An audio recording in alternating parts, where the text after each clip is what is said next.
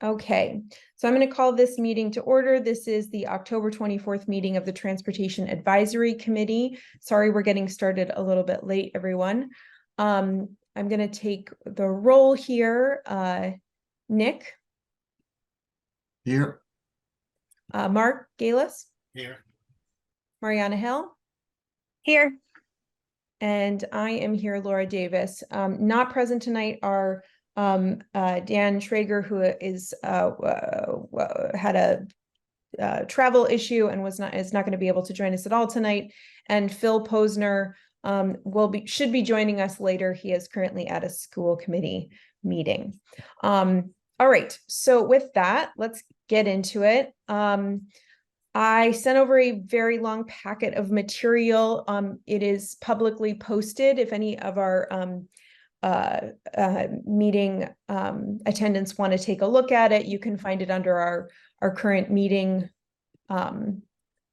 files on the Transportation Advisory Committee's website.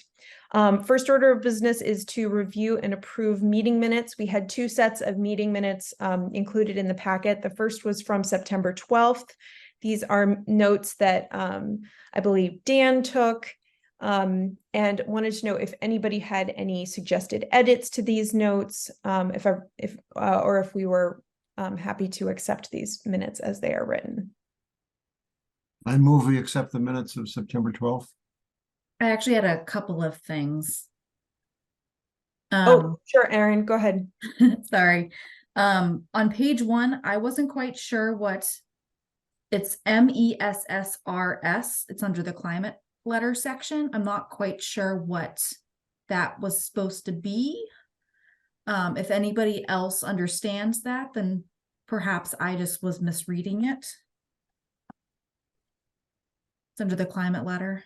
That's a good catch. I don't know what that means either. Okay. I'm sorry, what was it you're looking at? What were you looking at? So this is in the September 12th notes. Right. What it reads as under climate vulnerability assessment letter, it says Yes. Ms. Davis drafted a letter which was voted on unanimously and approved to send to the select board as amended by MESSR. Okay, that's the plural of Mr. That is the plural of Mr. MESSRS. There might be an E missing from it. It's Messrs. Messiahs. Mrs. Well, it's a corruption of the French Messieurs. Yeah, something I like see. that. So All right. you could That spell out misters if you That want. had I'm not been certain of the eliminated spelling, but it's from the grammar understandable. lessons by the time I took English. Great. I'm happy to leave it in then if that is an understood term. I also had one other thing on page 2 when it's referring to the COA shuttles. I don't know if we need a clarifying statement. It says that the COA shuttles are used for shuttling citizens for town meeting, when it should when it was referring to after hours for seniors. They don't shuttle for everyone. I think we were discussing the option of maybe looking into shuttling for the general population, but currently that is not how they operate. So I don't know if we want to clarify that. I would suggest that we just insert the word senior in front of citizens. COA does shuttle senior citizens for town meeting, but perhaps it could be increased. Or maybe we could say, but perhaps its services could be expanded to include others. All right. So Well, we I move as amended, minutes accepted as amended. Second. Excellent. Aaron, are you able to make those changes and submit these minutes? Yes, I believe I have the Word document of it, so I can find that and do that. Sure. Okay, great. Mariana, are you how do you vote on that? Sorry, I had to find my button. I wasn't on the committee yet, so I'm not sure I can vote. You can't. That's correct. Present. Decline. Okay, abstain. Okay, so Abstain, please. Nick, Aye.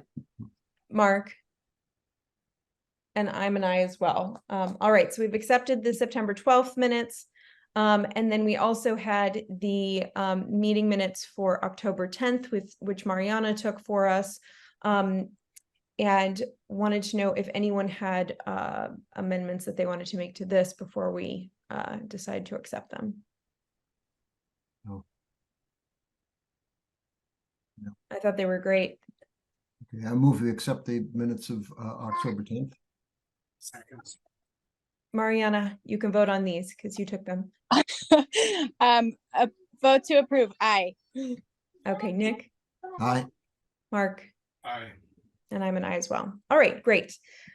So moving on to the next order of business, which is comments on the Novo Riverside Commons proposed development.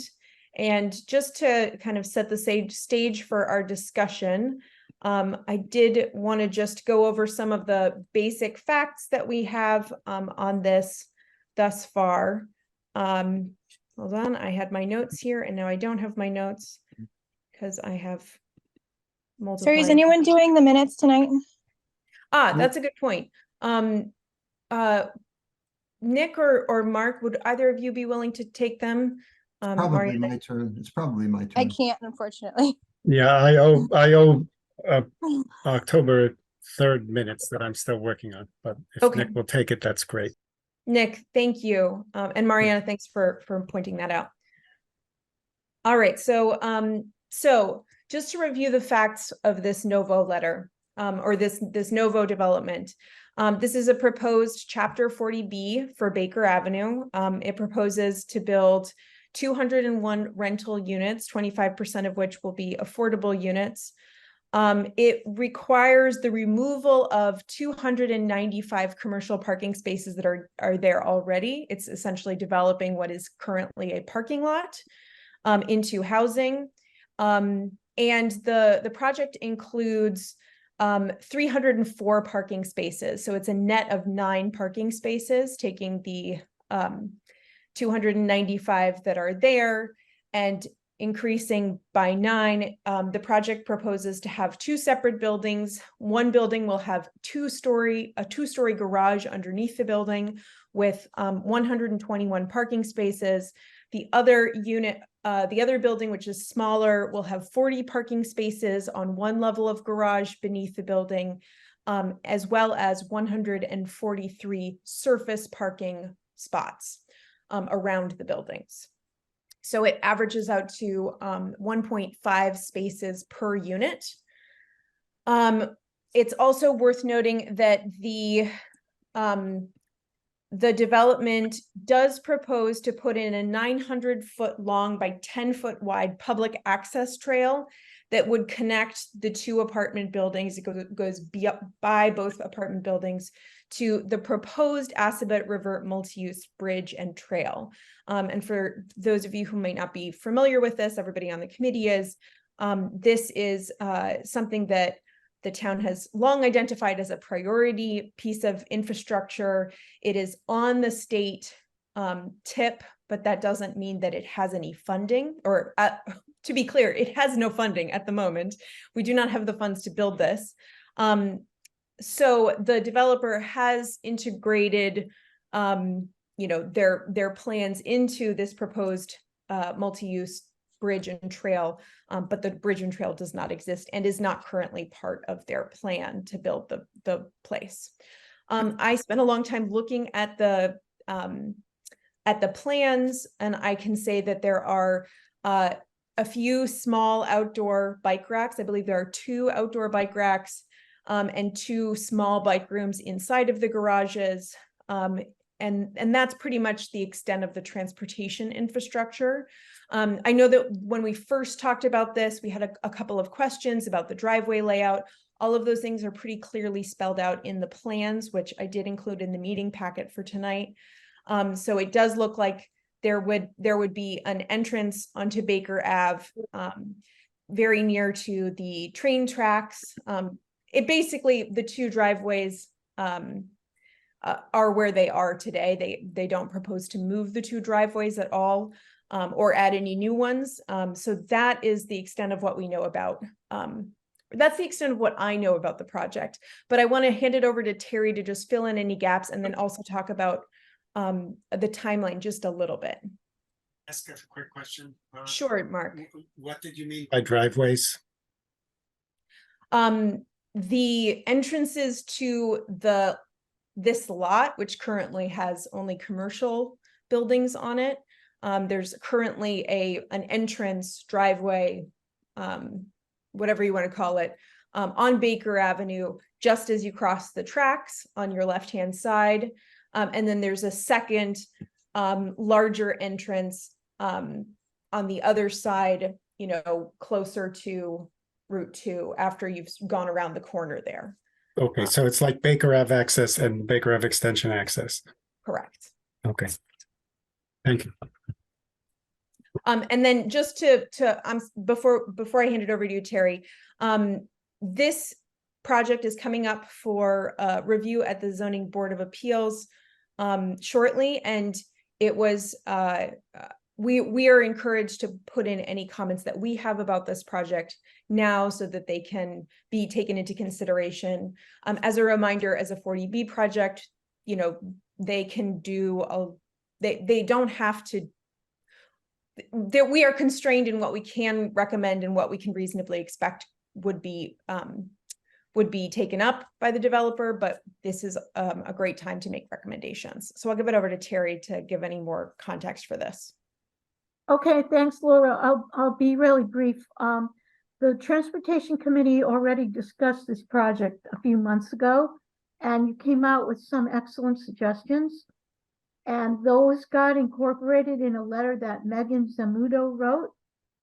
And unfortunately, that letter did not make it to the zoning board. So I think that you should, if you still want to make those comments, you should include those as well as any other recommendations tonight. For example, I remember you wanting access directly to Route 2 and not to have to send the traffic through West Concord Village. And another one was the safety of that intersection at Baker Ave. So those types of transportation concerns are really great if TAC recommends them. It's true that we don't have any ability to order the developer around, but we have a lot of ability to negotiate. For example, we can have height restrictions. So if they want 5 stories and we only want 3, maybe we'll compromise at 4 if they do the transportation improvements that we want, or something like that. So basically what I just want to go over is an email I got today at 4:30. This is the time frame about the comments. There are many boards and committees and many members of the public that want to make comments. So on Thursday night, 26th, the zoning board will open the public hearing. This is the first presentation by the applicant and the first opportunity for public comment. If you want to submit your public comments, there's an email address that I sent to Laura, and they have to get there no later than 4 p.m. that day, the 26th. The zoning board will ask questions and provide their initial feedback and announce the site visit, and then they're going to continue the public hearing. Then between the end of October and Thanksgiving, all town boards, committees, and staff will have more opportunity to provide more comments to the zoning board. And all these comments are going to be incorporated into a report to the zoning board. The zoning board has until March 17th to issue a decision, and they can even extend it if both parties agree. So basically their decision is not just a yes or no, it's all of these negotiations about what exactly will be in the project? What will the developer pay for? Will they pay for part of the Assabet River Bridge, for example? Will they pay for the wastewater connection? And all of that kind of stuff. So TAC has a unique opportunity, a unique perspective on transportation issues, and your comments would be very, very valuable. Thanks, Terry, for that. So just to kick us off, I did draft a letter. I took, Nick, your outline that we that you had created after our first comment, our first discussion on this, and I drew heavily from that. Although I didn't add in some of the questions because I wasn't sure if we wanted to put the questions into the letter or if we would want to ask them. I wasn't sure exactly if, like, what the process was going to be, but maybe given what Terry just outlined, we should have a set of questions included that we add to this letter. I just wrote the draft because I knew that we weren't going to write it all tonight and we're on a timeline. So I wanted to get us started with something. I focused what is present in the letter right now is recognition that the pedestrian bridge is very important and we need to work on funding that. And that's key to the success of the project. I added in a lot about bicycle parking. We had sort of noted that in our first conversation, but after reviewing the plans very carefully, I had a lot of notes that I wanted to put in here, and I can expand on that a little bit. I also put in a section on public transit, both design elements related to public transit, because in its current design, there is no place for someone to sit and wait for a council on aging van, the ride from the MBTA. The current transportation options that we have, there's no covered, sheltered place with a bench where a person could sit and wait for, even ride sharing services. So I did add that in there. That was outside of what we had talked about before. And then I also flagged the need for us to work collaboratively on funding local public transit, since that has come up in many of our discussions. I also threw in there a invitation to talk about bike sharing, since we do have an established bike sharing program. This could be a great opportunity for another station. And I put in there about car sharing, given the research that's available about how car sharing can enable people to go without a car, which might reduce the need for parking there, and encourage people to take other modes first, since they have to pay per ride when they're doing car sharing. Things that are not in this letter that I think we should talk about and talk about adding is I didn't put in a recommendation on the number of parking spaces. We really hadn't discussed like a specific recommendation. And I wanted us to have a discussion before I drafted something. And then the other thing that I didn't put in there were the questions, which we can add. So we can sort of come up with a list of questions that we have about the project. And then I also didn't add in there recommendations about the layout of the driveway and traffic study, because I thought that warranted some more discussion. And I wasn't really sure. I didn't have a recommendation personally, so I didn't want to put something in there trying to guess at other people's recommendations on that. So with that, I think I'll just open it up to committee members to share thoughts on the draft, particular things they want to add or edit. So Nick, Mariana, Mark, go ahead. Yeah, let me jump. I was impressed with the stuff you put about bicycle parking, because I thought it was very specific, and I think that's helpful. Instead of just saying more bicycle parking, you were very particular about what was good and what was bad. So I thought that was excellent. And just going back to the original document I had written at the request of the committee on this, yeah, I would say it's okay to just, in my opinion, to just include some questions to raise issues, because it may be that other committees or the ZBA can try to get answers to those questions. So I would say just tack them on.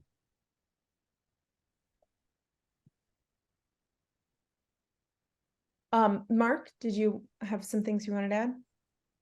Yeah, a few things, and then maybe as the conversation goes on a bit more, I might have some more. But one thing is, I think in terms of the first paragraph, I recommend that instead of you, Laura, being the author of the letter, we basically say the Transportation Committee is writing this letter to submit written comments concerning this, and essentially it's signed by all of us or by the committee, Transportation Advisory Committee. I think that's a little bit stronger, more direct, and kind of more official even, because it's not clear. It makes it almost like a vote, if you know what I mean, if no one objects to having the committee send it.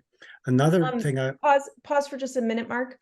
Erin, could you allow me to share my screen so we could look at it? And I'm going to put in some notes as folks are talking so that so we don't miss anything here. Should be all set. Okay.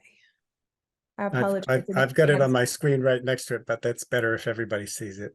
Yes, I think especially since we have visitors to our meeting tonight. Yeah. All right. So go ahead.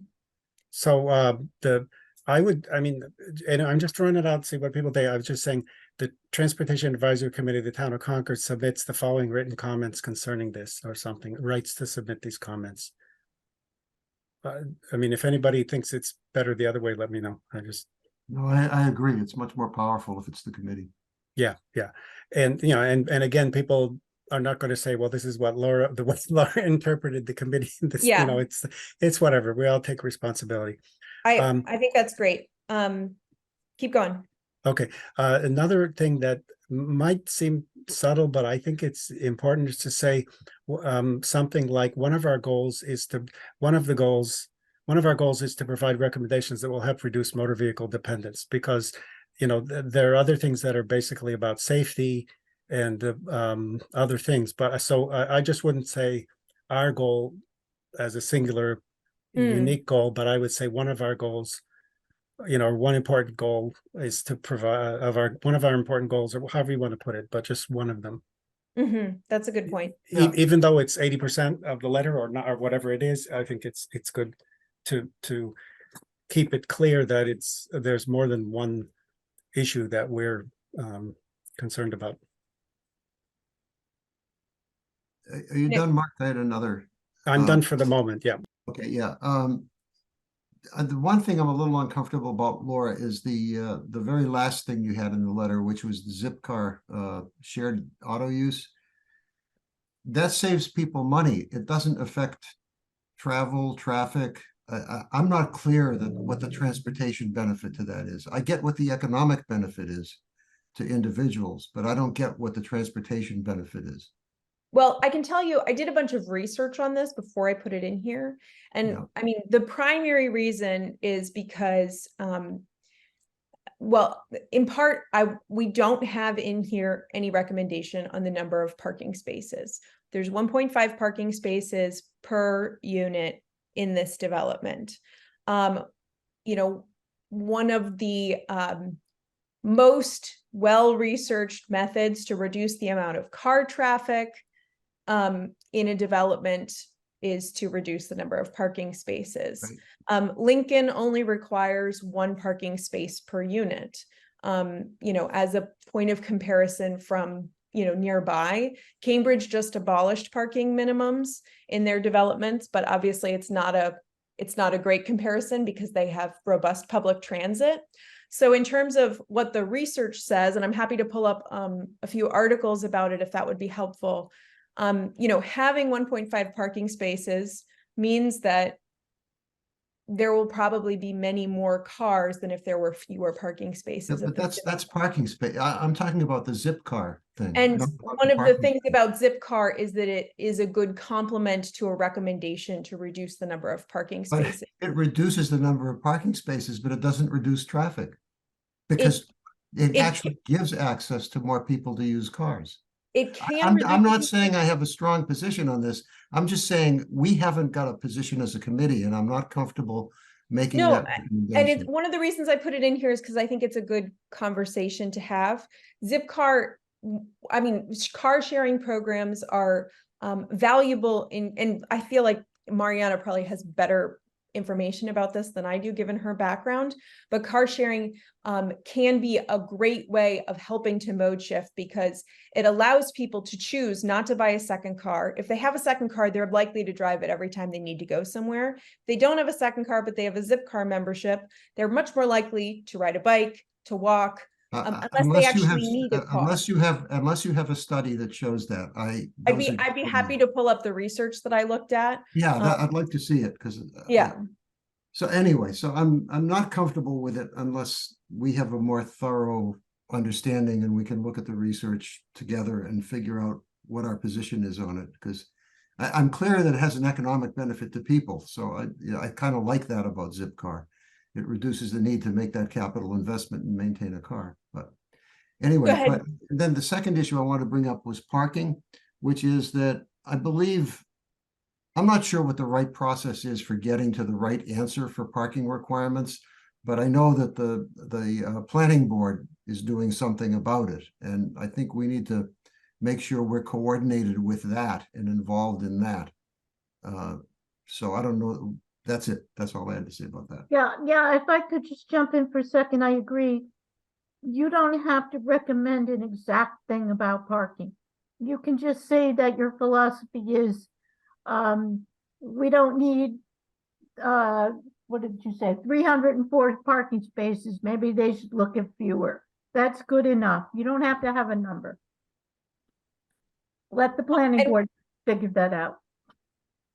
And one place that I thought we might, if we wanted to make that recommendation as a committee, and like I said, I wanted this to be a discussion. If we wanted to make the recommendation that we thought that fewer parking spaces would be a good thing for this development, would be a good thing in terms of traffic, some good complements to that would be an increased amount of space for alternative forms of transportation, like expanded bicycle parking facilities, and or car sharing options, since it would allow a lot of people not to own a second car, potentially. I mean, what the MAPC says that, I mean, they say that Zipcar reports, which is a biased source, but they say that Zipcar reports that 40% of its members either don't buy a second car or opt to sell a vehicle as a result of their membership.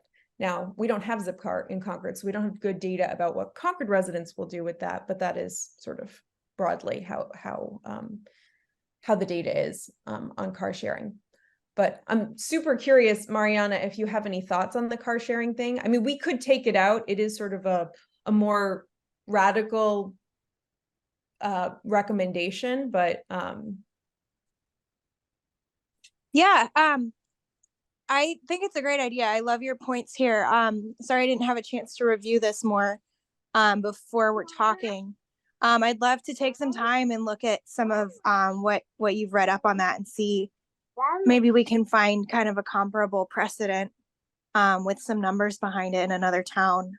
But just, you know, having lived in the city with and without a car, I could totally see how that would cut back on residents feeling the need to have cars, which would then cut down on car trips because it's harder to use the car, but still there if you need it. So, yeah, I'd love to learn more about this, but sounds like a great point. Mark, go ahead. Yeah, okay, so one thing that's a little complicated, kind of high level thing here is, we're writing to the Zoning Board of Appeals, not to the applicant and not to the developer. So one thing we could do to kind of address this question about if we haven't had time to have longer discussions about specifics of zip cars or other car sharing or parking in detail, etc., we could say that the Transportation Advisory Committee suggests is discussing these matters and is recommending that in the further discussions these also be taken up considered by the Zoning Board of Appeals, or so. In other words, it's a recommendation to discuss it. It's not a recommendation to implement it in a particular form. I'm not sure exactly how to word that, but that's one point. The other thing I wanted to mention was it strikes me that simply taking the parking spaces that exist now and saying they're going away, and then subtracting the ones that are in the garages under the building, neglects the fact that the developer is simultaneously planning to build a 4-story above ground parking structure to the east of this. So they're putting some of those back in a different form. So I'm not sure how that plays out, but I'm just saying that, and then there's the question, presumably the parking spaces under the buildings are exclusively for the residents, and I don't know if they're assigned to each one or they pay for it, or what the deal is. So there's a lot of moving parts. So that's why I think maybe a recommendation, a mention to the zoning board that these are some additional things the Transportation Advisory Committee is continuing to discuss and evaluate, and we recommend that these be also part of future conversations or something.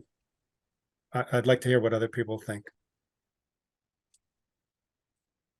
If I can just make a quick note, final comments for this whole process I just checked with Elizabeth Hughes, aren't due until November 24th. So it could be that we submit one letter now with some recommendations and then follow it up later with additional things that have come up either through, after listening to the presentation on Thursday or through the next meeting, things like that. So there are additional opportunities, or an additional opportunity to provide comments.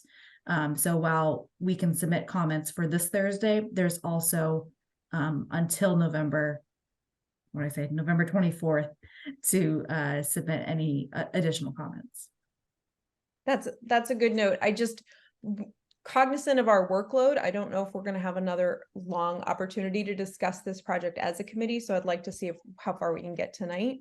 But I am also mindful of the time. We did get started later. One of the things that I did want to sort of emphasize is I didn't pull a lot of, like, most of the stuff I tried to ground in work of other people, other communities, other best practices.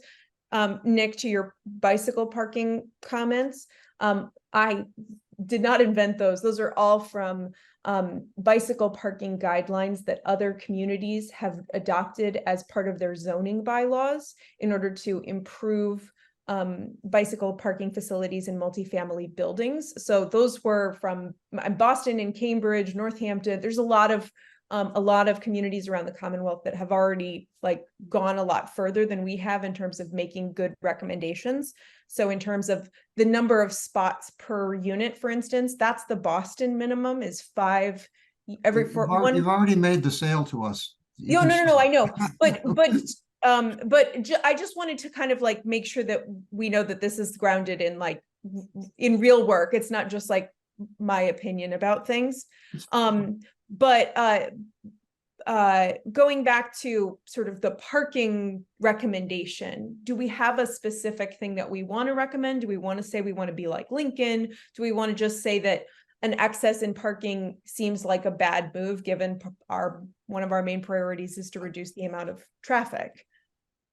I don't think we're ready to say personally, I don't think we're ready to say anything specific about parking. And I think whatever we do, as I said, has to be dovetailed with what the planning board is doing. And we need to figure out the process for doing that with the planning board. Yeah.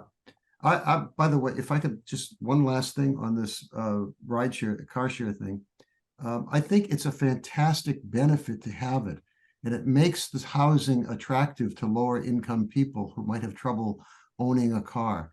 I think there are great benefits to do it. I'm just uncomfortable until I can see numbers or studies that are done and understand how they relate to Concord. I'm uncomfortable making a transportation benefit recommendation based on the car sharing. That's all. Well, I would maybe counter that by saying ensuring that the low income occupants of this building have transportation options is the charge of the Transportation Advisory Committee. So if you see the benefit of this as a transportation amenity for low income families, I think we should just flip our whole argument. Okay, yes, then I'll support it then. If you change the wording so that you indicate that the motivation is an incentive for lower income people to make living in Concord and in those apartments more attractive, then that's a real transportation benefit. I'm with you. But don't make any other claims unless about the transportation benefits, because I'm not clear about them. That's all. Yes, I think that I'm perfectly happy to do that. And I will say that the reason I hadn't thought about including this until I went to MAPC's guidelines for parking and traffic management reduction strategies, and this was on their menu of options. It's also on the traffic demand management strategies list for Boston developments, so developers can. Yeah. So we can talk about it, I think, at another time, but I'm happy to just flip it for this letter to highlight the low income value of it. Go ahead, Mark. Yeah, I would highlight the low income value, and you can just say that there some reasons to believe it can also reduce trips. I mean, if somebody has to pay per trip versus having a car they're ready to hop in to run a 5-minute errand, I mean, it actually makes a difference, right? So anyway, I think they're both important, but I do think the affordability thing and enabling people without a car to have transportation makes a lot of sense. I think, Mark, that all depends on how the car share is priced, how its pricing is done, whether it's what the fixed costs are and what the variable costs are. Yeah, the details matter. Speaking of questions, if we're happy with that section, I'm happy to just say I will reword the car sharing section to highlight its transportation accessibility sense of it, because that's another great benefit to it. One of the questions that I actually had that I'd love to ask the developer is, what is their strategy for parking? Is this going to be all free parking? Are they charging for indoor parking spaces? What is their pricing scheme? Are they going to charge for, like I put into the recommendations that I think bicycle parking should be free of charge. Indoor secure bicycle parking should be part of, that should be a given. I'd be interested to know if they plan on charging for parking.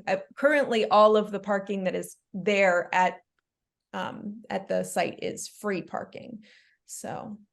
Yeah, indoor parking has more value than outdoor parking in the wintertime. So, and even in the summertime because of the sun. So they certainly could charge for it for indoor parking. Mark, you are muted. You can't read my lips.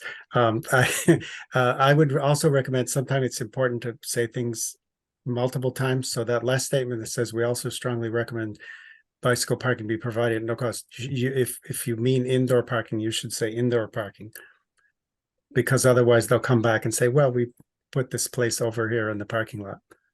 I mean, That's a good point. Secure, I'll add that in. We strongly recommend that secure indoor bicycle parking be provided at no cost to residents. Yeah, that is very wise. Yes. But does everybody support the idea of adding that as a question? What will the cost of parking be, both for? I would make a statement that it's difficult to evaluate without knowing whether they're going to charge. It's difficult for us to understand what the implications may be until they tell us, until we know whether or not they're going to be charging for parking or indoor parking, or if there'll be any pricing mechanism on parking. I'd lay it at their feet as, we need more information so we can understand this. I was thinking about, creating a question section and just listing bullet point, what will the pricing structure be for parking? Will all parking be free? So the overall thing may be, in order to do a more thorough evaluation, we would like answers to the following questions. Right. Okay. Hold on. Let me share my screen again so you guys can see what I'm writing on here.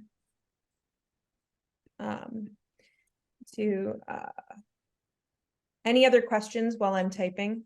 I'll just try to type them in here. It seems to me that I think that the whole committee or the majority has a question actually. Why are you creating more parking spaces than you're taking away? Why do we have to have so many parking spaces?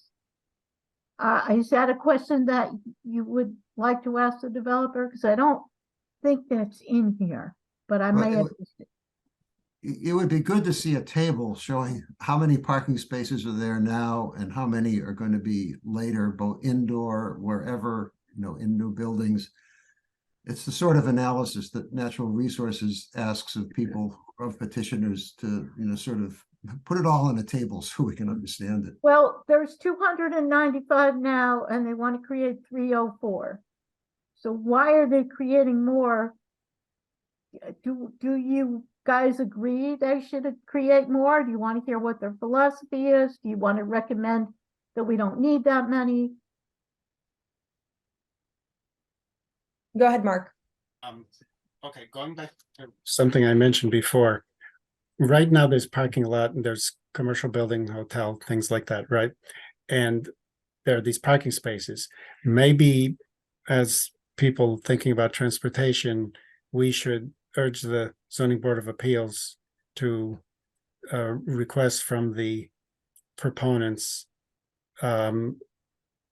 information about available parking spaces now, their usage pattern, and then what they project, what they're proposing or what they project from this. Because again, when we say there's extra spaces, no, there aren't extra spaces, because we're going to have 201 units of people there.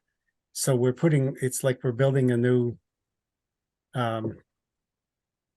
village there.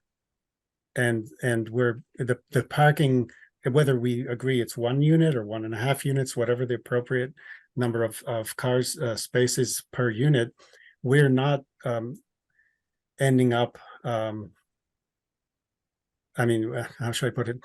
Anyway, there's commercial buildings and there's existing parking that presumably is used to some percentage. Suppose 200 of those spaces are used on an average day.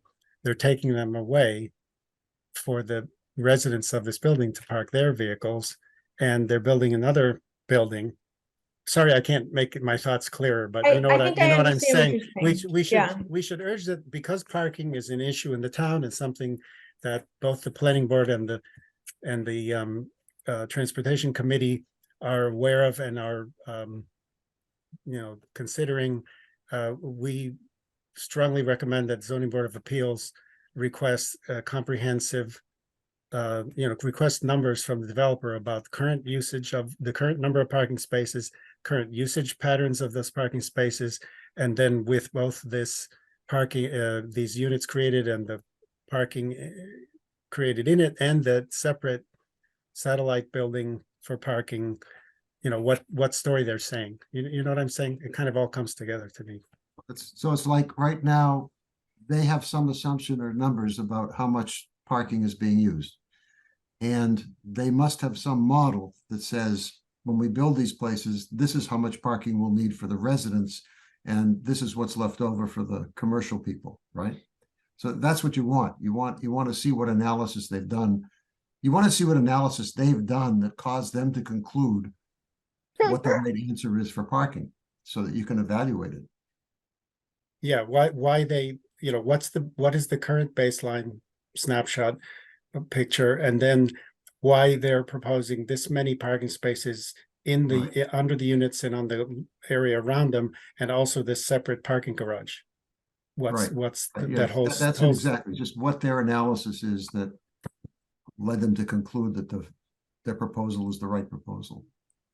I would love I think we should ask this question. I do want to make a hypothesis that the reason that they're proposing the number of parking spaces that they are is because we have very high parking minimums in Concord. They're already asking for a reduction in the number of parking spots that are required. It's 2 per unit, and then there's requirements based on square footage of their then that's their answer. That's what we need to see. If they're just saying, well, it's this many because you told us that's what you need, what it needs to be. Right. No, I like I said, I think we should still ask the question. We should say, like, what is the rationale behind the number of parking spaces, and have you done any analysis? And I think that specifically asking about the usage patterns of their existing parking would be really interesting. And maybe It's I would make, interesting, but it's got very little to do with this particular project, right? That's their issue. It's not our issue. Well, I'm just concerned that this number coming out of saying how many parking places are being eliminated and they're giving more can mislead the public, and it needs to kind of come out because they're also building a parking garage. That's part of the proposal. So, I just want us to look at the big picture, everything on the Baker Ave property now and then after, and why, and if the developer says, well, I'm doing 1.5, I'd rather do 1 or 1.2, it's because the town is insisting. It's good to hear that from them, because then they could be asked to do less if the town is agreeable. right, okay.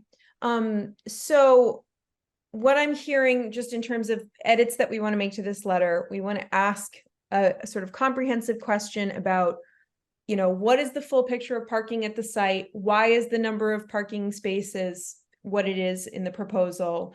And what, if any, analysis they have to support that number of parking spaces?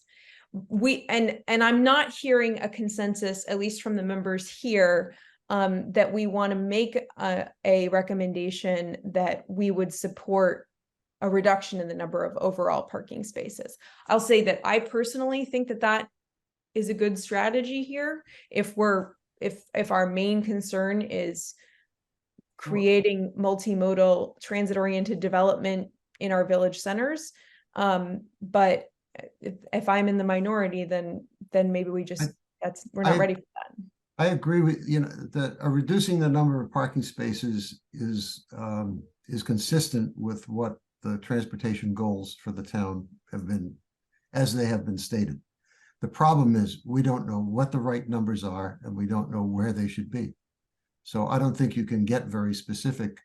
You can say that, it's an overall, I would hesitate to say it even, because I think it's a politically hot potato. There are so many people who think there should be much more parking in town that you need to really do some analysis to make a good case. And I'm really reluctant to say anything unless we've done that. Mark? Separate thing, would we want to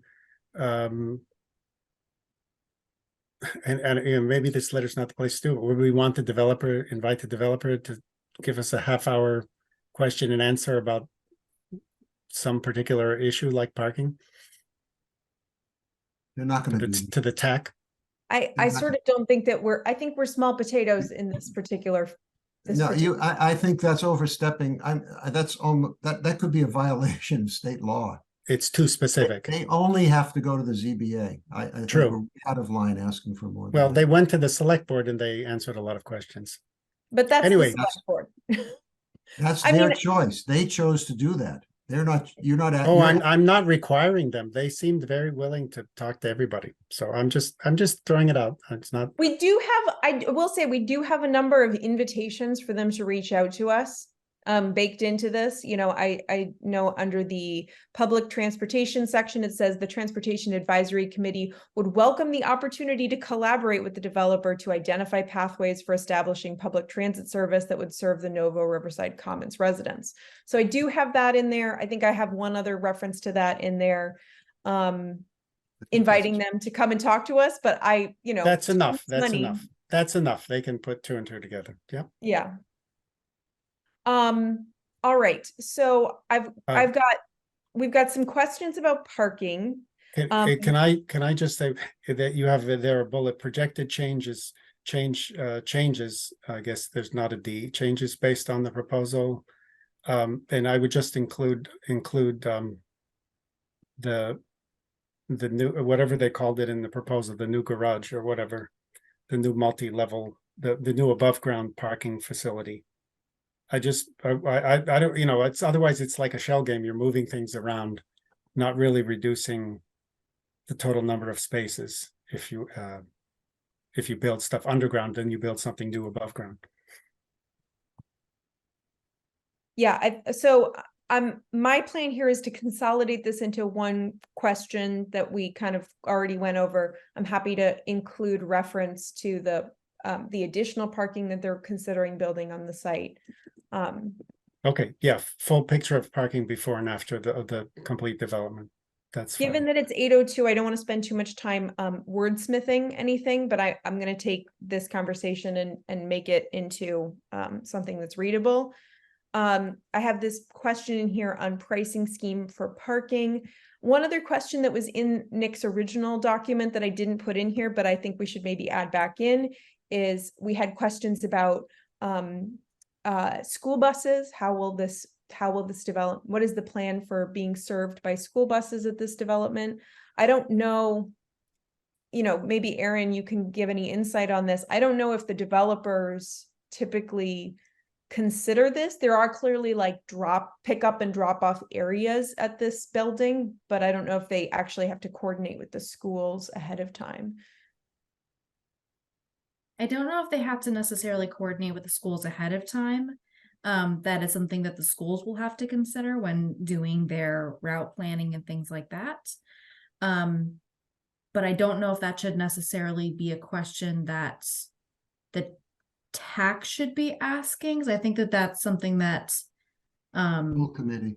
yeah, the school committee will be coming up with, and the transportation person for the schools will be dealing with. I think it's something that if we want to be looking at, for instance, like it's already in this, do we want to provide, space for other public transit services to come to the building? I think that that's fair. I think, Laura, I would just put in there that we assume that the developer will work with the school department to provide an orderly school bus service to the site. Because there are 3 sets of school buses, right? There's the elementary school, there's the middle school, and there's the regional high school. And I see them on my street all the time. Something they all show up around the same time. It's crazy. Perhaps it would be useful to say consideration should be given to providing like a covered space for students to wait or something like that. We could There's add none this. other in town. We could add this to this section. Maybe I should have gone over this while we were looking at this, but I did include in here recommendation of a well-lit bus shelter or other sheltered seating area to provide residents with waiting space for public transit and rideshare services. I could add into here school buses. CLA and school buses and other. Yes. I do call out Council on Aging and the ride specifically, since those are existing services, and especially if there are disabled folks living in this building, having a dignified place to wait for your ride is a very important factor for public transit services, especially if one is disabled. Stefan, we will be taking public comment at the end of this section. But unless this is an accessibility issue with the meeting. Okay, great. So what I'm hearing is we're not going to add anything in here about parking right now.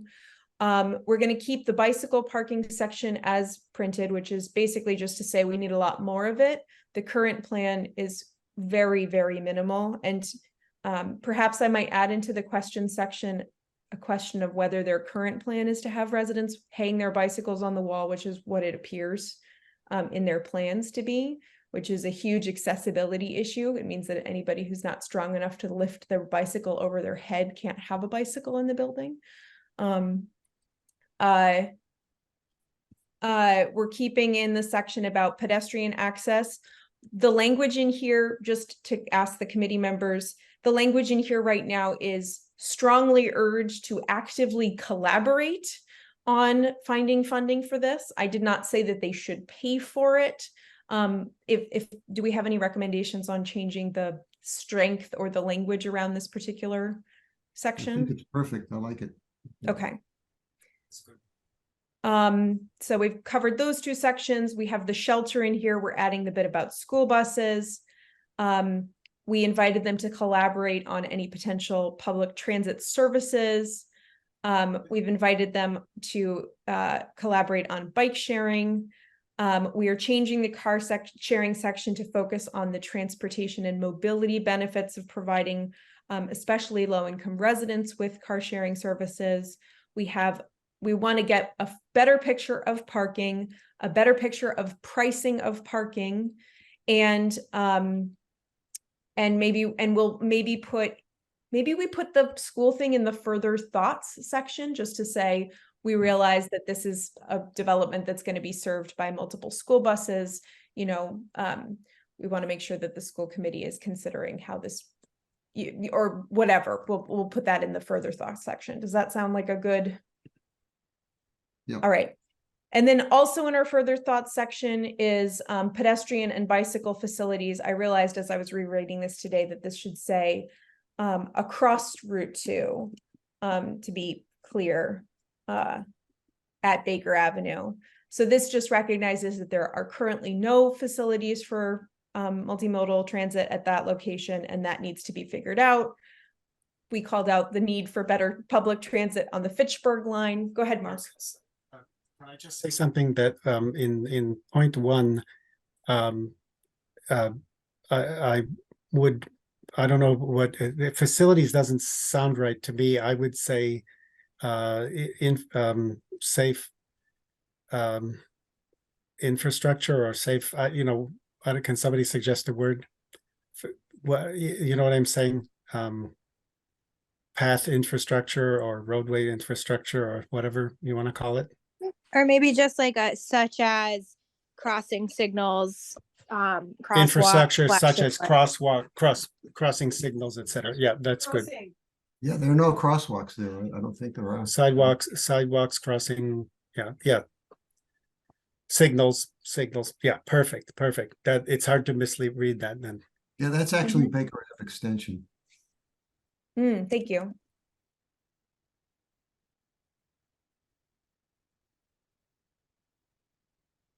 All right. That's great. The modernization of the Fitchburg line is pretty, this is not the board that can do anything about it. We're just flagging this as a thing. Winter snow removal on the Bruce Freeman is something that I just flagged in here in terms of if this is meant, if we are considering this as part of the multimodal picture, the fact that it's only available in good weather is something to be noting here. Do we have any comments on that? I know that's something that has come up in our conversations before, but we don't have a particular recommendation on that. Oh, that's a great point. Somebody's got a comment. I would okay, if you mean okay, my first reaction was to this, why is this here? But if you mean for as part of the access to West Concord Center in the train, then it's kind of more specific and focused, because the issues of snow removal on the bridge can be very tricky, because sometimes snow removal creates ice, and ice on a slope is bad news. So depending what you're trying to go to. Just to be clear about what I was talking about, I'm specifically talking about the fact that this route could be used to access a grocery store, to multiple grocery stores. Donnellan's, Trader Joe's are accessible via the Bruce Freeman Rail Trail. The other options for grocery shopping, Crosby's, the Stop and Shop in Maynard, those are places where you would need to ride on the road if you were a cyclist. So just to be clear about what I was trying to point out here is that if a person's daily existence is to go to Trader Joe's, to take their kid to the middle school on the bike path, to work at one of the offices along the Bruce Freeman Rail Trail, that is not, they will need to find alternate transportation during inclement weather, which is, and I point this out because I commute on the Bruce Freeman Rail Trail to get to my son's preschool, and I have to drive sometimes in the winter when that's not available to me. Wondering is why we're telling this to the ZBA. I'm not objecting to the Yes. issue Well, I that think it's for an the same issue, but reason that we're flagging the fact that school buses go to this location. You know, we're flagging transportation considerations, especially as they relate to the multimodal aspects of this development. Right, it's an important consideration as they're allocating parking spaces, and especially like as you just said, for folks who need to commute or get their kids to school. It's a question of whether or not that's a reliable option, right? And it's not just inclement weather, right? Like there are those icy patches throughout the winter, like beyond the end of the winter. So you know, it's not a reliable route for much of the year. So just agreeing with you. This section is designed to flag transportation issues because we had things like the commuter rail was on our original list, but this is obviously not something that the ZBA can actually do anything about, nor can the developer. So we could take out this whole section, but that is the purpose of the section. what is the title again? The section? We're running very long, Laura, if you want to stick to the Yes. agenda. Yes, we are running long.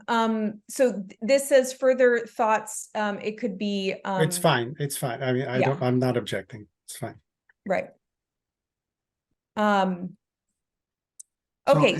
if we're looking for a committee to vote on this, then we need another meeting before you can send it anywhere. Unless we are willing to accept it with the. You can't do that. We can't vote on something we haven't seen. Well, we were very specific in the recommendations that we wanted to make on this. I was taking notes for that reason. This does need to go in. I can't Thursday. vote for something I haven't read. I can't vote for something I haven't read. I'm sorry. Just can't. It may be the difference between us submitting comments at all or not submitting them. You know, You are allowed to vote that it's these are the ideas, and that Laura has your permission to finish, you know, like in number 4 where there's a typo consideration, you know, all this kind of stuff. You can vote that Laura can finish the letter. You can vote that way. I also wanted to comment briefly that I think it's a great letter, but it's still missing some things that Nick had from the other discussion, like the intersection at Baker Ave Extension. I'm not sure if that's in there. That's in there. That was And the traffic, don't you wanted something about a direct access to Route 2, right? Well, in the thing I wrote, it was really talking about being able to get there through the Baker Ave extension near. Well, where is that in this letter? That's above in number 1, I think, right here, right here. No, I don't think so. Are you saying, Terry, it doesn't address safe motor vehicle access? Ah, right. I don't believe that this property abuts Route 2, so I don't believe a direct access onto Route 2 is something that we could recommend anyway. Yeah, that was sloppy wording on my part in that document. What I meant was access not through West Concord and Baker Ave, but through Baker Ave extension. So this is the right area that it's talking about, but Mark is right. This leaves out the automobile access. Right. The light timing is not set up for a lot of cars coming out of Baker Ave extension. Yeah, you could put another bullet there that simply says automobile safety and capacity at Route 2 Baker Ave extension or something. Yeah, smooth flow of automobile traffic from Baker Ave extension onto and from Route 2. I will just note that both number 1 and number 2 now are both things that will have to be dealt with Mass DOT, so we can't necessarily expect. That's why she's got it under this section, right? But yeah, it's a thought, and we need everybody rowing in the same direction, including the developer. I think that's the way I feel. Yes, I just don't want anybody's expectations to be too high for what the developer can do. They can't necessarily no, change Mass DOT's mind. no. But I thought your point was that that intersection wouldn't be able to handle the capacity the way it is now. So you were hoping that the developer would maybe reconfigure Okay. the intersection. I Yeah, thought that was I your think point. Laura's getting at it with that wording that she started. Yeah, I can imagine the backup there. If people can't get off the road, get off of 2 onto Baker Ave Yeah. Extension. Okay, I'll retract my previous rigid position. Go with whatever you do here, Laura. Like, you get it. Okay. I would like your permission, the committee's permission, if it's okay. I would like to look at the traffic study again and be able to reference some of the things that they said in their traffic study in terms of the number of increased vehicles, or, just so that it's grounded in the documents, Right. as long as that's okay with you guys. But I will make a note of the fact that, we recognize that this is going to create more traffic, and maybe, and just so that I'm clear about what we're saying here is we need to be looking at all the intersections in the area, Route 2 and Baker Avenue Extension, as well as the intersection of 62 and Baker Ave. Baker Ave Right. Main Street. Yes, yeah, Yes. put those both very prominently. I would do that. One more too is that already even without this development, when there's a train coming through that gets a little backed up, and that might be a consideration, maybe even considering adding a signalized intersection at the driveway to this building, just because of the way that the train stops everything when it comes through. Do you know where I mean? That does make a lot of sense to me. Any other thoughts? And maybe we could just add it in as like, consider. Yeah, someone should be thinking into- about how does this whole thing work when there's a train?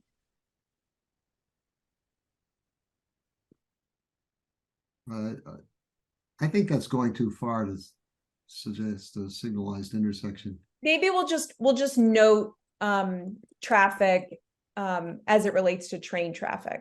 Right. Mostly because I'm thinking about time, and I would like us to get onto our next agenda item. So the changes that I'm going to make, I'm going to just check it for typos. I'm not going to make any substantial changes except for the ones that I say.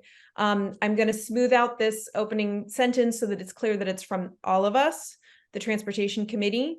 I am not making any substantial changes to the pedestrian access, bicycle parking, public transit, bike sharing section. I'm making a significant change to car sharing, to change it to talk about the value of this service for low-income residents and for all residents for economic and transit and mobility reasons. I'm adding 2 questions to this, both about parking, one about overall picture, one about pricing. And then I'm just going to flesh this automobile and safety bullet out, and I'm going to flesh out this school transportation planning bullet out, as we have discussed here with the points that you all made. Does that all sound good? Mark? It sounds good. One point, I don't know if Stefan had something specific to say about affordable housing and this location, or anything relevant or not that you wanted to consider just before taking a vote? Yeah, I think that this would be an appropriate place to just take a pause and say, if anybody has public comment specifically on this before we vote to adopt this letter, I will just very briefly, I will cut people off after a minute. So you can briefly make public comment here.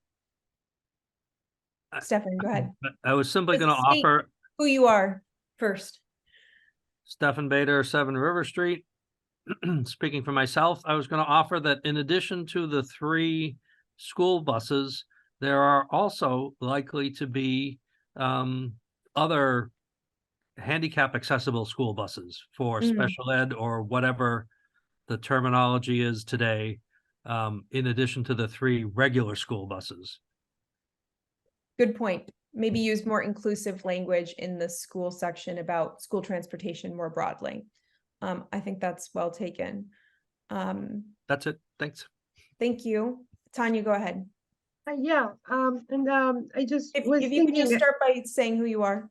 yeah, sure. Tanya Galis, 62 Prescott Road. I was just thinking when you were listing the number of questions and the interest in providing free bicycle parking for the residents, which I support, you could just put that as a direct question. Will there be free indoor bicycle parking available? Like just instead of like, it's just an idea that occurred to me, but it's you guys are having a really good discussion on this already.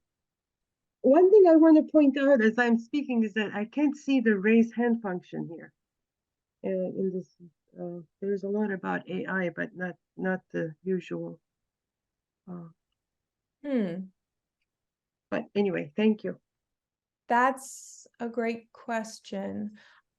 I believe it's still, Aaron, if you want to help us out with that, it would be good Under to set up reactions. I'd say they keep moving things, so Stephanie said it's under reactions. Yeah, that's where it usually is, but I don't see the reactions.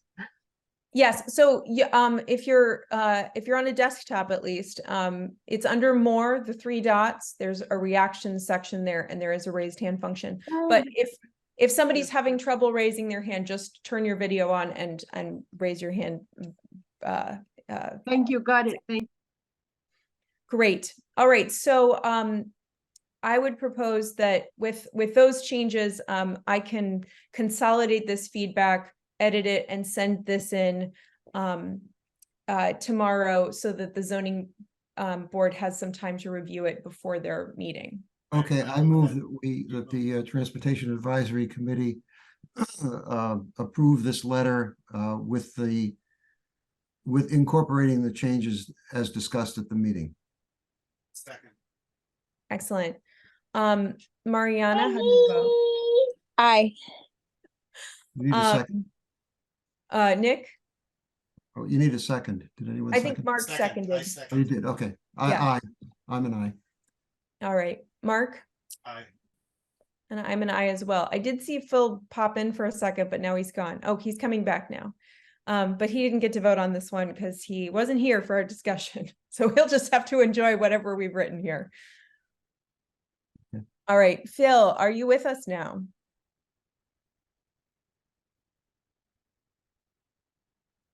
Phil is still getting himself situated. All right. And can you hear me? Yes, we can hear you now. Okay, sorry, I was having some tech problems. I'm still having some tech problems. All right. Well, There we go. Sorry about that. great. So what did you say? Just So- curious. Phil, we just updated this letter. We made a few changes, but we are in desperate need of moving on to our next topic. Okay, no worries. Sorry for so- being late. I was stuck at the school committee. Thank you for doing that.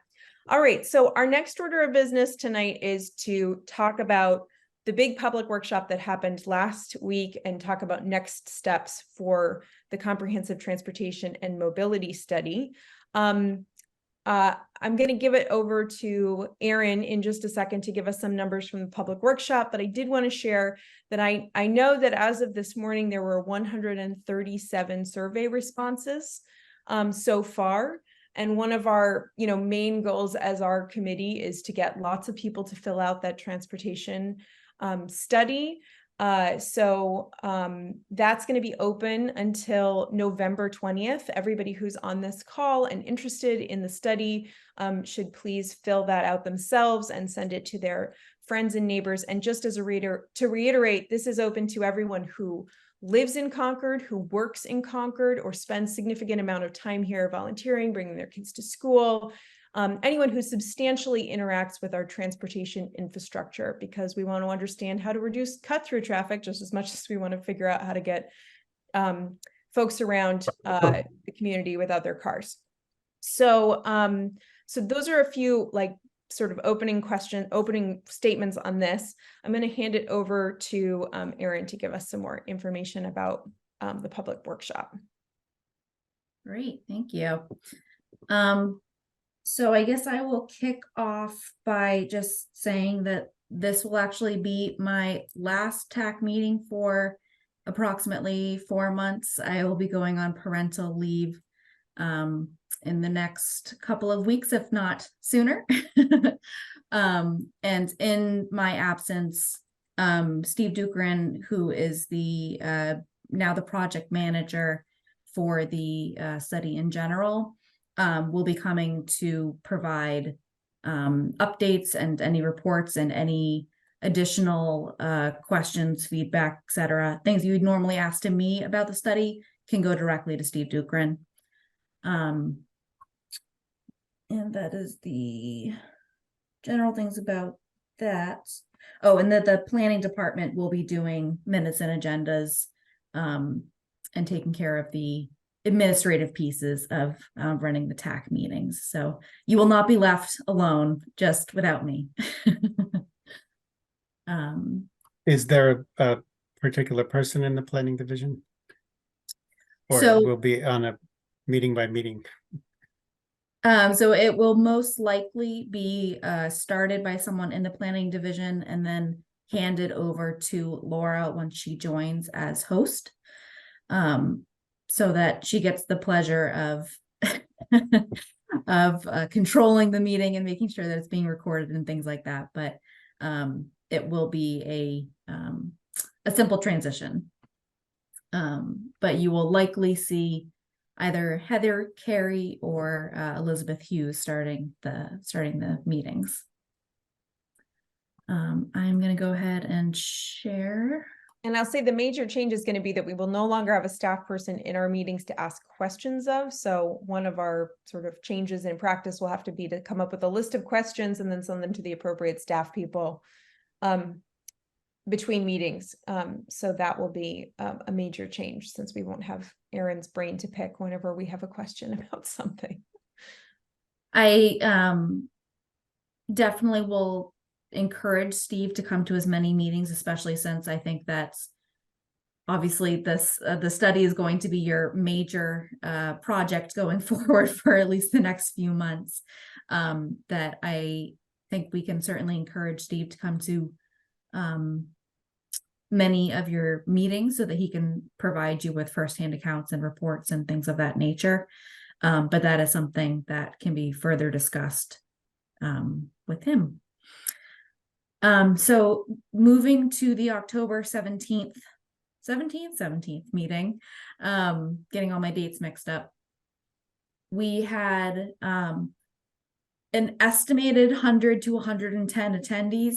We had something like 83 people actually sign in, but I was at the check-in table and I saw many people walk right past me. They did not want to wait in line to sign in. And so they kept going around. I received many comments. People came around after they had gone through the room saying that they really enjoyed the more casual open house formats, and that it wasn't a public meeting where they had to sit there and wait for their turn to ask a question or to raise a comment or something like that. So I thought that was a really good piece of feedback, especially since people felt that there was multiple places for them to provide input, and the survey is still going on, so we will continue to get that feedback. What else?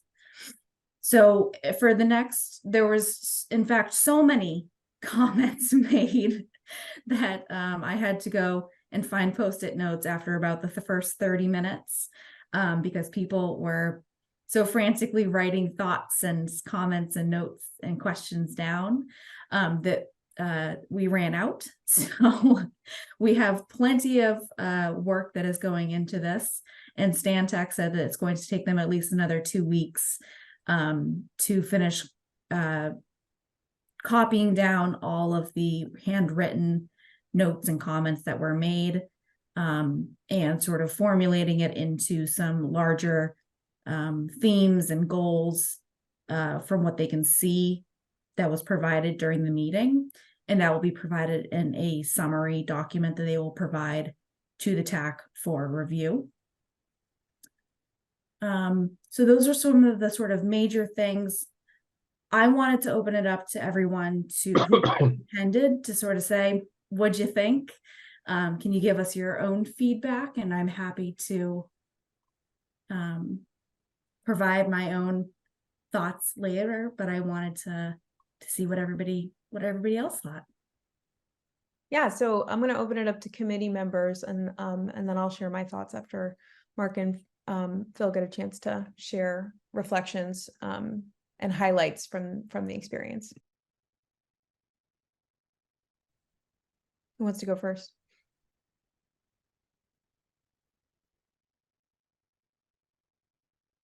No, I thought it was good to see a pretty good turnout. I mean, there was a certain amount of publicity done, but it wasn't.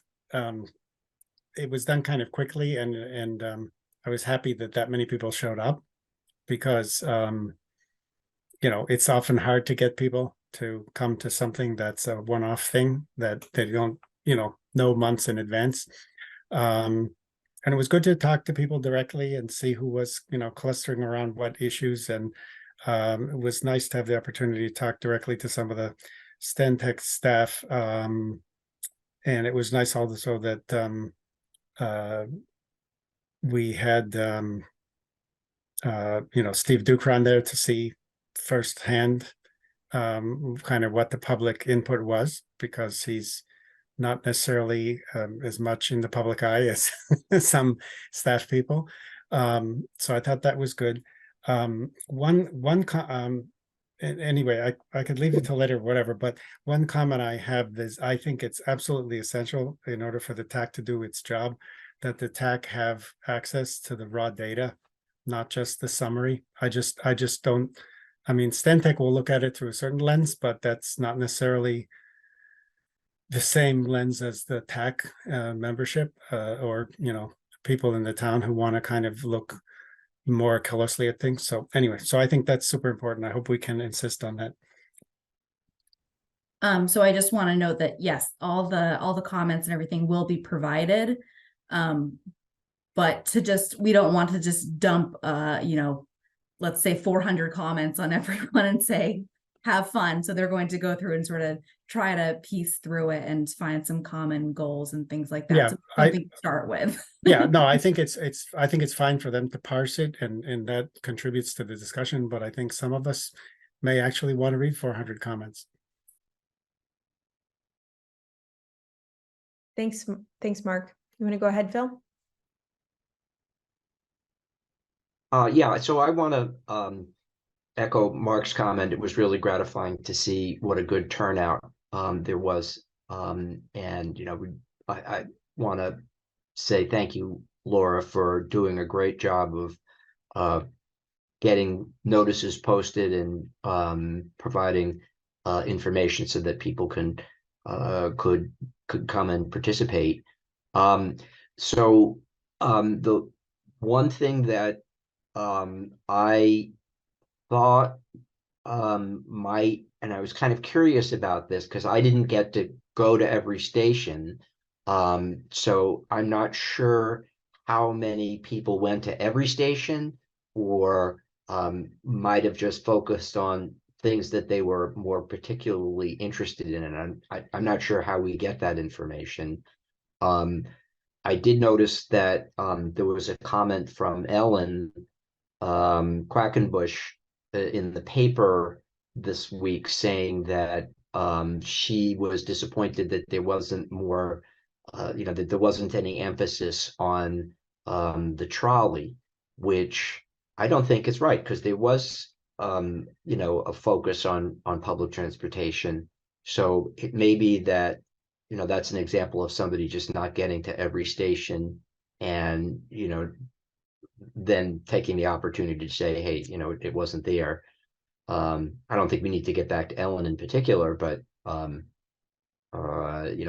might be something to keep in mind as we try to get the information out to the public. So I do have a question. The plan of action was to have another sort of follow-up in February. And maybe Erin knows this. Is there any plan for trying to provide information to the public with regard to these issues in the interim? So so it's sort of broken up into major public engagement sections, if you will, right? So we have sort of this long elongated public engagement that's going through the entire process.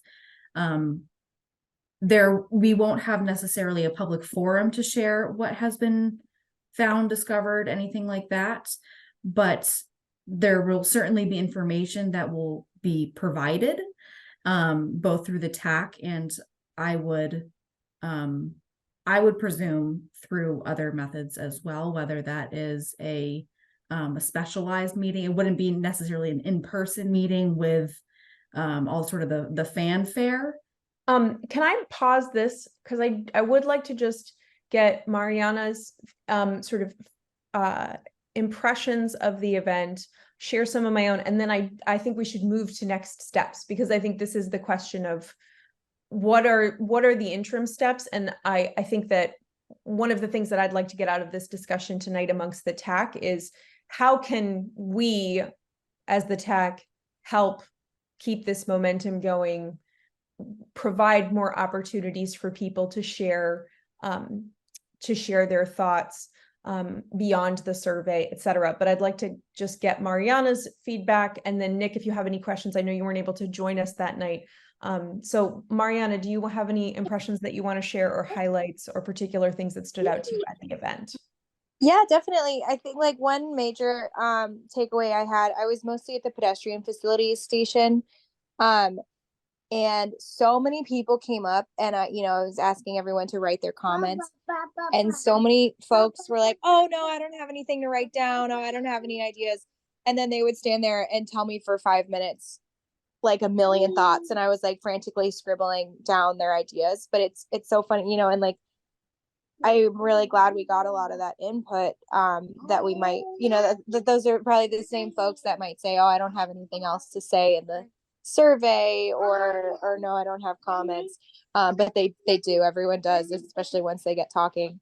So I thought the format was really conducive to that. I don't know if you all saw that at the other stations as well. But I thought that worked really well, at least with sort of the ratio of meeting attendees to committee and Stantec. So I thought that worked well. We just got so much feedback, and the maps, I mean, I don't want to get too technical, but the maps they printed out weren't, they used the same maps for all 4 categories. And they weren't, it was hard to see specific streets and call out, specific crosswalks and stuff. So it was not quite the right format for actually commenting on the maps, but we just, covered them in sticky notes, so that didn't really matter. But yeah, it was a great meeting. Thanks, Mariana. Can I share my thoughts, Mark, or yes, you have yeah, I can wait. I can wait.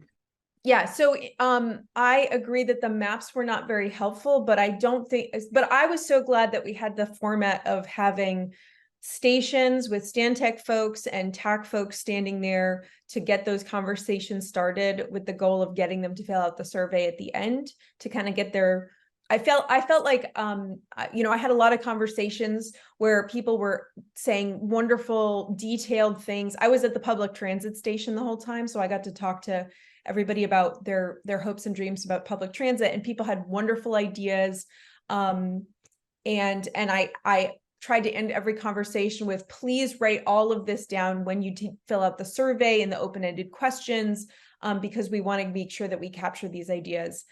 So to Mariana's point, people had so many great ideas, and I want to make sure that we give folks lots of opportunities to share those ideas in those more open-ended formats, because so many great ideas came out of them. A few highlights that I did want to say is one of the bus drivers from the Council on Aging actually came, and I had a wonderful conversation with him about his service and about, you know, the kinds of passengers that he helps and what it is like to work for the service. And for me, it prompted a really strong feeling that like we should have a full meeting where we're inviting Council on Aging staff to come and talk to us about the service.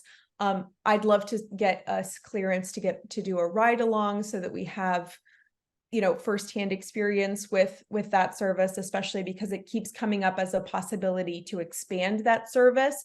And he came, you know, I sort of posed that to him as the question, and he had some really great responses and thoughts and things that I had not considered about potential barriers to that being the case. So that was a great sort of highlight from that. But so much deep interest in public transit, local bus service that would take people between town centers, that would take them to common destinations. So the public transit table was hopping, and I really appreciated all the conversations that I had there. So Nick or Mark, if you had other things to add, and then I just want to, Nick, if you had any specific questions about the format or anything before we kind of talk about sort of next steps on this, that would be great. Okay, yeah, very quick. I wanted to mention too about, I also thought there was a problem with the maps. I mean, Concord is not large, but it's complicated. And also I noticed, and I've had other people comment to me, that on the survey site, the map there for people to put pins is also deficient. It doesn't label even fairly large secondary streets, only a few major streets. So people, it seems like, are going to get easily confused about they're putting a comment one place and they mean another place. The Bruce Freeman path is not labeled. You have to like know exactly how it wiggles through West Concord Center in order to identify it, and it's a little ambiguous. There's no legend that says this is a Bruce Freeman type of thing. This is a public road. Somebody even mentioned to me they thought some people's private driveways show up. I know that the Kai's Road, all of the internal parking area for public works shows up in the same indication as Lowell Road. So I think the base map needs to be refined, or it's going to muddy some of the information we get, or make people say like, I give up, I can't figure out which, what is what. The some hiking trails look exactly the same as roads. The other thing I want to mention, when Phil was talking about the article in the journal, I'm sure that had to be posted well before October, or had to be mailed before October 17th in order to appear. And so it was referring, I believe, to whatever was posted for like the first round survey, which didn't really have any emphasis on public transportation. So that's all I wanted to add. That's a good point. Erin, will you be able to take that feedback about the map to Stantec? Okay, yeah, that would be great. Yes, I took note of it. Nick, I want to open it up to you if you have any questions. Yeah, I looked through the slides, the stuff you sent out, and the map thing I thought was very confusing, in that I don't know, I wouldn't know how to interpret whatever people said, because I wouldn't know what was in their head when they responded to it. A lot of the issues and problems I think of aren't a geographic thing. They aren't like a section of town. They're like a certain type of problem that transcends a specific section of town. So, so anyway, I mean, when it's geographic, I tend to think of, oh, there's a problem at this intersection, or there's a problem with, some specific aspect of that geographic area. So yeah, I thought that was probably the weakest thing. would others also say that the map was not the center point of our discussions at those stations? Because certainly at the public transit station, I hardly spoke to anybody about the map specifically. Most people were just putting down thoughts. We basically, the way that we were framing it at our table was, what are the issues and the opportunities and your desires when it comes to public transit in Concord? And people used it as a jumping off point to put comments much more generally than specific locations. Others who were at other stations, would you say that that's also consistent with your experience?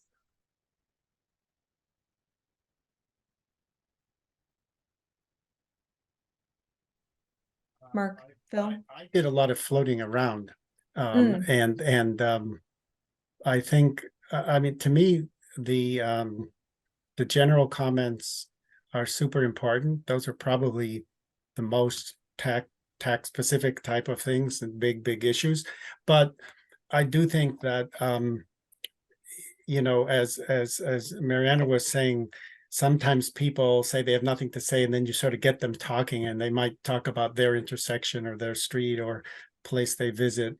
So I think having multiple ways for people to engage is really important. So yeah, I would agree that probably the most, you know, the most heavy weighted things have to be these large scale concerns, but having the opportunity to pull in some other people who only think of it about things in terms of a small locality is also good. I think it all helps. Yeah, I think standing at the pedestrian station, I would be inclined to guess that sorry, I dropped off for a second. I would guess that's the one that people look at the most granularly. And a lot of the feedback was, you know, oh, I'm worried about this dangerous intersection, or, you know, right near my house, people drive too fast, stuff like that. And I was trying to steer people to look at the big picture too. And I think it's just, you know, an inherently small scale lens you're looking at through. So but I think, you know, from that we'll be able to draw the patterns, and hopefully Stan Tech will do a lot of that legwork for us. You know, okay, hey, this is a lot is about crossings, or, you know, a lot of people mentioned how great the, you know, the flashing trail sign crossings are, which I think someone mentioned we did on grant funding. But, you know, everyone wants more of those. So I think that those patterns will emerge as we see, you know, consistent types of feedback across, you know, specific locations through town. Those people ought to talk to the Historic District Commission. Mark, go ahead. Yeah, very quick. I was just wondering, because I've heard this from some people outside of that event. Did anybody hear consistent stories about why can't the town have lower speed limits or get vehicles to travel slower? Because in some venues, I hear that constantly from people. I was in public transit, so I don't know. That wasn't. So I was over by the bicycle section, and I heard that as well, Mark. You know, people talking about not feeling really comfortable riding bikes because the cars are driving so fast. So Thanks. So consistent theme. sort of moving on to the next phase of this conversation, unless, but Erin, do you want to add any reflections or highlights of your own from the perspective that you had? I do want to offer as broad a perspective on this as possible. I think for the most part, what I was talking to people about how to move around the room and what the purpose of what the night was and things like that. I did have some people come back up to me and mention specific topics that they were interested in. I encouraged them to write it down and put in the survey, or to go take a sticky note and write it down. mainly because I was also trying to usher people in and help them check in at the same time. So I wasn't able to have really lengthy conversations, or at least remember those lengthy conversations very well, because I was pretty distracted speaking to multiple people at once. But I do think that this was a really good first step in that public engagement process.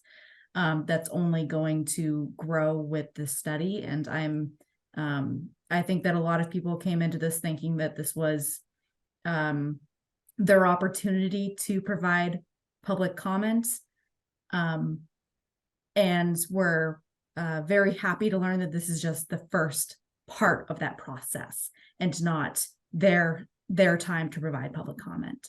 So I think that we got some good reactions from that, and people are excited that this is going to be a long process with hopefully a robust public community engagement process. So on that note, just talking about further opportunities for the public to engage with this process, and our role specifically, what is the TAC's role in this study, and what can we take on? You know, we have Stantec, who is a consultant who, you know, has great perspective on the issue and has worked with many communities on this. But they are not going to be the best suited to reaching all of the corners of Concord that need to be reached in order to get answers to the specific questions, and even knowing all of the specific questions that need to be asked. I think that this committee is really good at asking the right questions. So one of several of the conversations that I had for me suggested future TAC meeting topics that we should be highlighting specific issues that we need to dive deep into, inviting the right people to be in the room so we can have those conversations, so that we can take our notes and send them to Stantec for inclusion in the study. You know, we need to be mindful that we don't have an unlimited amount of dollars to spend with our consultants, and so making the most of that would be to provide them with succinct summaries of the issues that we've identified and the issues that stakeholders identify. So I started a little spreadsheet. I think it might be a little overwhelming to look at, but thinking about some future TAC meetings to have part of our meeting devoted to things like having a conversation with the school committee, members of the school committee, the transportation director and assistant transportation director for the schools, and trying to delve into some of the questions that we have about what are the opportunities, what are the issues when it comes to school transportation, and then being able to provide Stantec with a memo on that topic. Affordability and housing, obviously this is coming up because of Novo. On that note, we did just receive word that there is another affordable housing 40B development that's been proposed that just came in. Erin, I don't know. I just got the email about it earlier today. It got filed yesterday. We just really learned about it today. So there's a huge conversation that I think we should be having in town about affordable housing and transportation as it relates to those developments. And that would be a great opportunity for us to invite members from all of the various affordable housing groups around town, and our social services provider. So that's my proposal, is we take some of our TAC meetings and we dive deep into these topics that we've identified as things that we need to be getting really good stakeholder engagement on. I know, Nick, you've pointed out the Economic Vitality Committee and the business community. And I think that we can do some of those things in our meetings, but I don't think we can do all of those things in our meetings.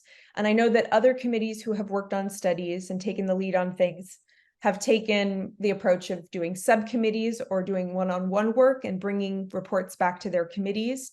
So if there are particular groups that we need to be reaching out to that we won't have time to engage in a larger conversation, I wanted to understand what the appetite of committee members was to have. I know that the planning staff had open office hour. There are many ways to engage the public. So I wanted to ask this committee what you are interested in doing, what you think would be effective, and where is our role in this as opposed to Stantec's and town staff. Big question. Big question. Mark, go ahead. I think we have an important role. Coincidentally, Terry Ackerman at the October 17th was, I think urging that the TAC needs to take a strong role. I think the one thing that we can certainly do is whenever the survey and the consultant and results of the process are on the TAC agenda, we can try to send out the word broadly that people can join a TAC Zoom meeting or watch the video later or something, because a lot of stuff gets discussed here in a serious way. And I myself find that even though it's hard to make time to go to meetings of various committees in town, every time I do, I learn something that I didn't expect to learn and that wasn't kind of available anywhere in a document or whatever. You hear things. So inviting more of the public to attend our meetings or observe them later when there's a particular agenda topic that might be kind of meaty and useful to them, I think is good. I think, as an individual, I'm, going to be reaching out to people that I think might not know about the survey or might have important transportation needs and things like that. And that can, doesn't necessarily have to be formalized, but I think everybody on the TAC should be doing that. And then, either people fill out surveys as their way of responding or we bring word back. Yeah, I think it would be useful and helpful to have public meetings, we'll talk about the method, but on specific topics. So for instance, it was mentioned about cyclists being afraid because cars are going too fast to suit them, right? It's frightening. So that might be an interesting topic for a meeting, for a discussion about, where does that happen? Where do you experience it? Because there are probably specific sections of road or types of roadways, or that's my assumption, but I'd like to learn more about it. Where does it happen? Give me some data just so we can learn. And there are a lot of other topics like that where it would just be helpful to have a discussion, just to get people's opinions, to get some information about, why they feel that way in that particular place, whatever it is, and it could be just more intellectual topics like, public transit or something, it doesn't matter, but just very focused topics instead of just what's on your mind. Yeah, so that, I think that's the main thing for me. I think that would be very valuable. Oh, and the other part was, I imagine since there would be more than one of us there, you could appoint a subcommittee for a specific topic and have a life of one meeting with the public to have that discussion, so that you don't need a quorum. You just need 2 or 3 of us to pull that together. And if it's the subcommittee of 3, only 2 of us have to show up, and we can still have the discussion with the public. And we can do it via Zoom and make it more accessible or whatever. I love the idea of doing I love the idea of doing focused public meetings on specific topics, because I do think that that's a great jumping off point for people. And I also think some open-ended Zoom things, so people can just come and maybe they just have questions about what we're doing. I do think that some open-ended space might be good. I would love to help lead some of those, maybe even a couple between now and our next meeting. If there was somebody else who was interested in jumping in, we could make a little subcommittee and have a few of these publicly posted and advertised sort of office hours on the study, if that sounds like something. If we do that, if you declare a subcommittee of 2 just to keep it small and get it going, and more of us jump in, are there any, is that okay, Aaron? If we have a subcommittee of 2 but 4 members show up? So that would be, I think, That would be a meeting of the whole committee. Yeah, I think that we're going to have to decide that we're going to do a subcommittee with a certain group between now and our next meeting, and we can change the configuration at the next meeting. Good, yeah, okay, so the rule would be nobody else from the committee show up, just let the 2 or 3 people do it. Okay, got it. You could also do a working group, which is a little bit different, or something else that you could look at doing is, for instance, if, you know, Nick, if you wanted to, for instance, host a meeting on, or you know, sort of like what we did for the MBTA communities planner hours, which was basically like I sat down at a coffee shop for an hour and had a conversation with people and wrote up my notes. And then we had that information. So we could do kind of things like that. It could be virtual, it could be in person, but it doesn't necessarily have to be multiple members of the committee. If that way we can maybe get through more topics as well. If there's plenty of topics, I know that's Yeah. one thing we don't have an issue with finding, I don't think. The other thing is that if somebody didn't want to be part of a subcommittee working on meetings, I think that there are a few people that we need to just make sure that one of our members goes to talk to and has a one-on-one conversation. You know, the folks that I'm thinking about are like Bonnie Wilbur, the person who is on town staff, who, you know, is our social services coordinator, who's going to know a lot about transportation needs for certain populations. That's just a good one-on-one conversation to have that needs to go beyond a survey. And she may not be able to come to one of our meetings. She might be a good special guest for a meeting too, but there may be some other people like that, you know, meeting with the Concord Carlisle Community Chest, meeting with Making Opportunities Count, who's running the shelter at the Best Western. Those may not be appropriate. Like those private entities might not want to come to one of our meetings, but we could have a one-on-one conversation with them and then have a report about what was discussed at those meetings. So those might be some opportunities for other members if they don't want to be part of a subcommittee and work with others. So with that, I would like to propose that we form a subcommittee to work on a few public meetings on some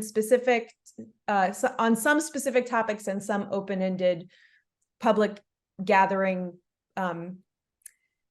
opportunities. I'm happy to volunteer to do that, and I'd love to work with somebody if somebody else has some time between now and our next meeting, which I believe is November 14th.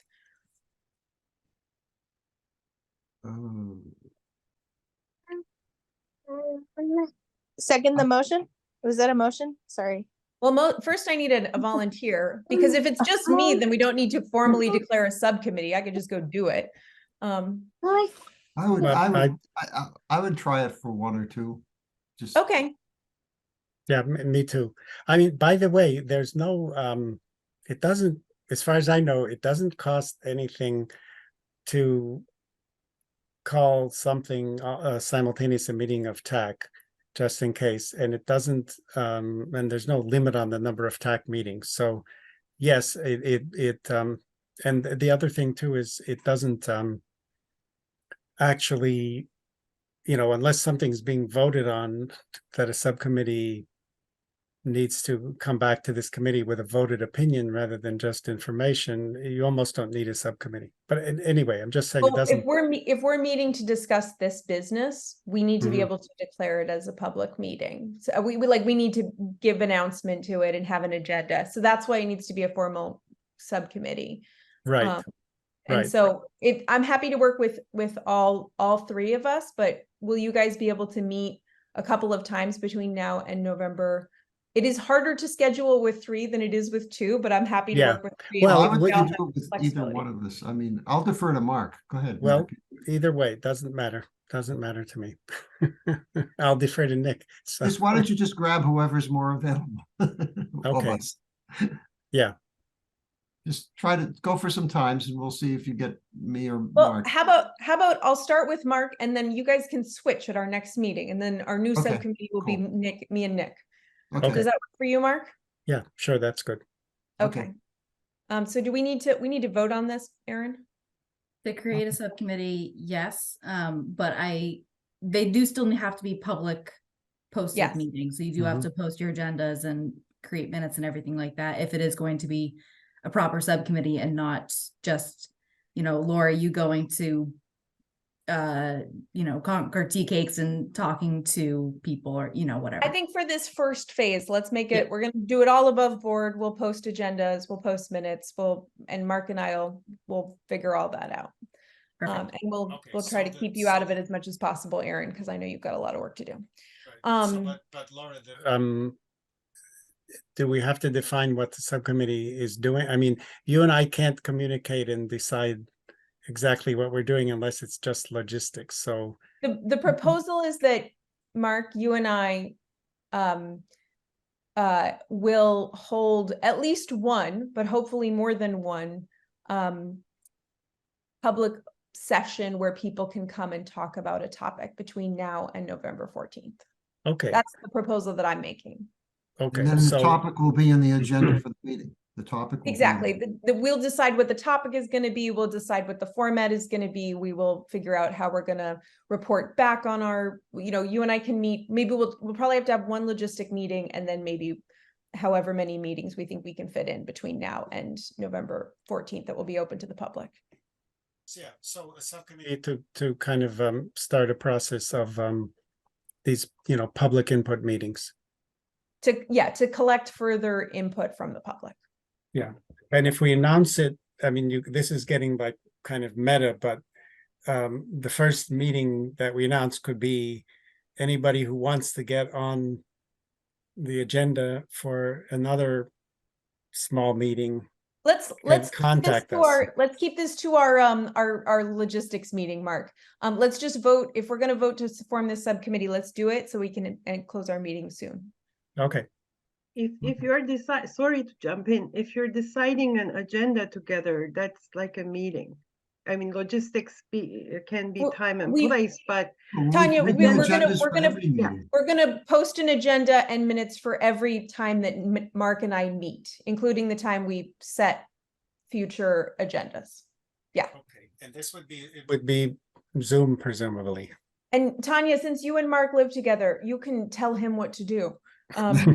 I'm sure she does. Doesn't that always happen? To advise him, make sure that we're doing it above board. Okay. I try. I don't know everything. I just jump in when I think I know something. All right. I would entertain a motion to form this subcommittee. I move that we form a subcommittee to explore specific topics with the public. All right. Second. Second, All right. Phil, how do you vote? yes. Mark, Yes. Nick, Aye. Mariana, Yes. and I'm a yes as well. All right. So this is the next phase. I'm also hearing some interest in potentially having some more in-depth conversations related to the study. I will see what we have to discuss on our next agenda may be dictated by, as was today, Novo and the public process for other things. But hopefully we'll be able to bring another sort of more in-depth topic to our next TAC meeting as well. Nick, Mark, sorry. Yeah, and out of curiosity, where is the other 40B located? Unfortunately, that will not be a transit-oriented development because it's up by the Thoreau Club. So this will be a really good opportunity to have a conversation about public transit, I think. Because there's no way that folks are going to be walking to the train station from the Thoreau Club on a regular basis, at least. A woman mentioned to me that when she lived in New York, there was a development somebody built and the community got together and said, yes, you can build it, but you have to provide shuttle service to every scheduled train. This will have to be another agenda. This is not on our agenda tonight. All right. So with that, I would like to open it up to public comments because we are over time.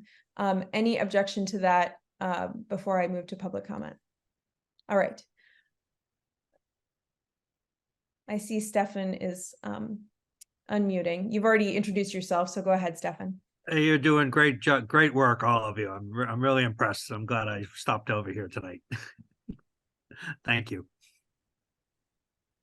Thanks, Stefan. Any other public comment from Eric's iPad or Karen Smith or Tanya? And Terry, sorry, I skipped over our liaison comments. If you'd like to have comments as well, please unmute. I'm all set. Thank you. All right. Thanks everybody for a really productive discussion this evening. I'll make sure that that no-go letter gets in tomorrow. And I would entertain a movement to close our meeting tonight. Sorry, we're over time. We adjourn. Yep, second. All right, Phil. Mariana. Yes. Aye. Great. Nick and Mark. Aye. And I'm an I as well. Thanks Thank everybody you. for a great meeting.